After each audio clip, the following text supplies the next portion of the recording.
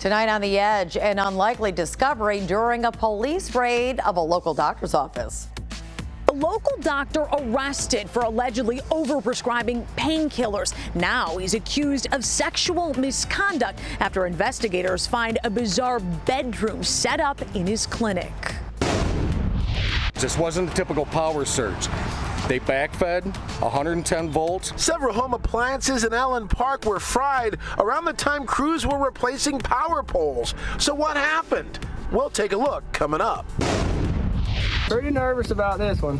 It's supposed to be a good one. Hurricane Helene barrels toward Florida's panhandle, and it could form into a Category 4 storm. Those stories and more right now. This is The Edge.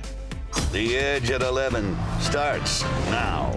Well, this week we took you along as police agencies raided the Taylor Clinic and West Bloomfield home of a local doctor. Officers moved in after learning about unnecessary painkiller prescriptions and illegal billing. And they seized a substantial amount of evidence. But as Fox News' Jessica Dupnack reports, the one thing they didn't expect to find was a secret bedroom in the medical office. I would definitely describe this latest development as a bombshell. The doctor, already accused of multiple crimes for years for doling out painkillers, now the center of a sexual misconduct investigation against his own patients. I'm shocked. Are you shocked? Why? Because I didn't do anything wrong.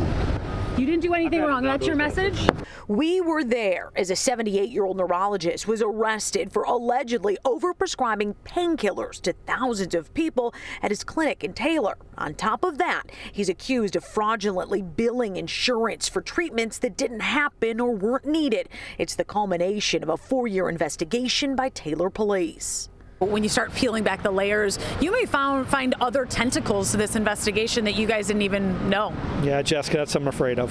Who knows how deep this runs. Not 24 hours after Police Chief John Blair said that, their phones at the PD started ringing. New allegations. Former patient after patient now accusing the doctor of sexual misconduct, some of which might have happened in an eerie bedroom set up at the doc's clinic that investigators stumbled on during their execution of a search warrant, seen here on body camera footage. The only thing that I saw personally is there was a bedroom that was set up, which I find a little bit odd for a clinic. Chief Blair says this investigation taking a turn as they continue to field calls from former patients with stories that are all running parallel to each other.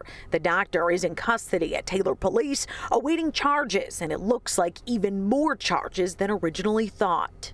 Also this week, the doctor's 21,000 square foot mansion in Oakland County raided. He was apparently making many millions off his alleged criminal activity. We're told he is cooperating with police. Jessica Dupnack on The Edge. A disturbing case of abuse out of Waterford tonight. A caretaker now facing serious charges for duct taping her developmentally disabled sister as well as her own 40-year-old child so that they wouldn't move when she went out Friday night. Police found the victims restrained in the home the following afternoon. 31-year-old Brittany Ivory is now charged with 2 counts of unlawful imprisonment, second-degree child abuse, and third-degree vulnerable adult abuse. She was given a $10,000 bond.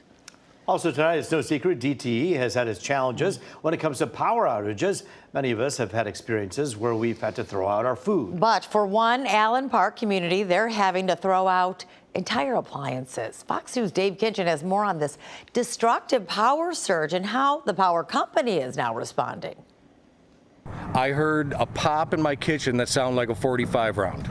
And I jumped up off my couch. It freaked me out. Dave Lovelock had quite the shock to the system last Friday. He says he began having problems with several home appliances at the same time a crew was replacing power poles behind his house in Allen Park. Well, I looked at my stove, and my stove said improper wiring. It's never said that before. The front of my fridge has got a puddle of water on it, and we noticed that the fridge motor's not running. The fridge was dead. So we started checking more appliances, and my daughter's Xbox transformer got destroyed. Our fridge, which is brand new, it's about $3,000, that's destroyed. My neighbor over here, I've got a list on my phone, but it was his hot tub, garbage disposer, water filtration system, and his AC, which is only 3 months old. At least 5 other neighbors say they have similar problems. This is my fridge, furnace, coffee maker, some LED lights. Lovelock and others say they filled out reimbursement claims with DTE but got denied. This wasn't a typical power surge.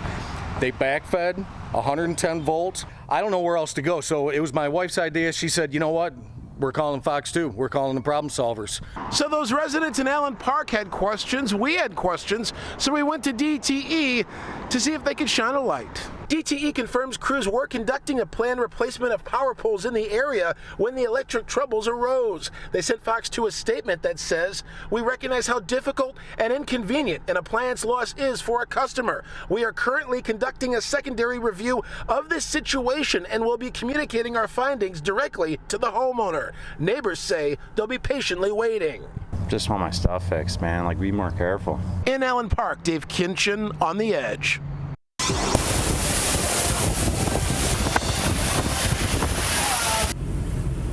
Hurricane Helene dropping heavy rain and whipping palm trees around Cancun.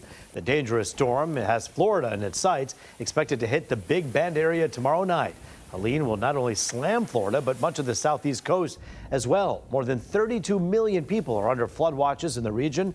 Weather 30 Rich Luderman has been tracking the hurricane. And Rich, what time are you expecting it to hit? It's less than 24 hours away from landfall. You can see at the very bottom of the screen is Helene. We're going to get to that in a second. But for us, a couple of late day showers in one or two spots. The main weather here in the Great Lakes is off to our east, so it's pretty quiet for us. Here's a great depiction of Hurricane Helene. Top wind still 85 miles per hour. There's that expected landfall up into the Big Bend area of Florida near Apalachicola as well. This could become a Category 3 or 4 hurricane. A good look at the radar out of Florida shows the heavy rains are still west of Tampa, but notice up where it's expected to make landfall, already heavy rains in the Panhandle. For us today, pretty nice. Some splashes of sunshine. We made it to 79, 76s for highs off to our west, 79 and 62. Good 8-9 degrees above where we should be for this time of September. Right now, it is cooling off with a very light breeze out there. Check out these numbers. 54 in Ludington, 50 in Marquette. Not as cool in Pittsburgh. They're at 70 degrees. So high pressure gives us a couple of dry days. That's Thursday and Friday. Then here comes the remnants of Helene. This may give us a couple of showers late Friday night into Saturday. Certainly, it's going to be breezy around here to end the work week. Comfortable tonight, down to 58. Good looking day tomorrow. Remember, Tigers have that matinee. No problems with sun and clouds. And then you'll see the clouds thicken on Friday with a breeze. Shower chances Saturday for the college football games. We're going to check that for you starting at 4 a.m. Our officer is an absolute hero. A Detroit police officer shot in the hand while trying to defuse a tense situation with a suspect in mental distress. Police were called to the Valero gas station on Linwood and Highland on the city's west side around 10 this morning. When officers arrived, the suspect was sitting on top of cars in his underwear. Police brought in an officer who specializes in mental health crisis, but instead of surrendering, the suspect ran down the street and onto someone's porch. And that's when things turned violent.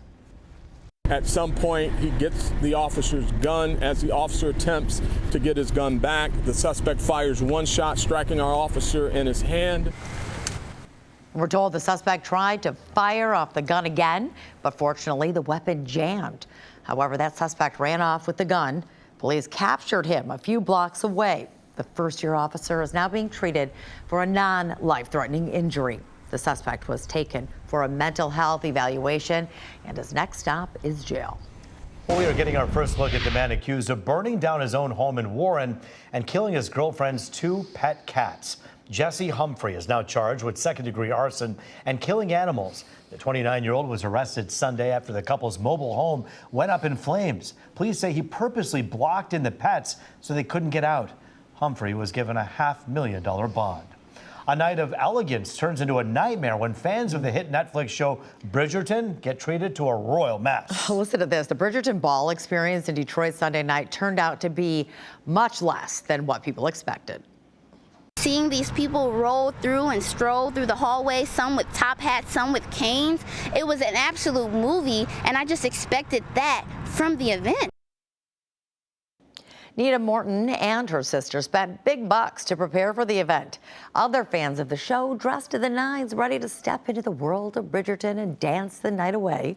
Event company Uncle and Me LLC had tickets listed for $150 to $1,000. Fans say when they showed up to the Harmony Club, there was a lack of decorations, undercooked food, and no place to sit. That's blue Kool-Aid right there, we're told. The entertainment was the worst. The entire entertainment walks through the room, and the first thing she does is throw up a high kick, and we're seeing inappropriate things that we shouldn't be seeing at a ball. The entertainment turned out to be an exotic dancer and then a young violin player who had to play for 4 hours without a break. Attendees are asking for refunds. The organizers say they're working to address the concerns. Well, he's accused of embezzling almost $40 million in one of the largest fraud schemes in Detroit history. Tomorrow, it appears former CFO of the Detroit River Conservancy, William Smith, will plead guilty to wire fraud and money laundering.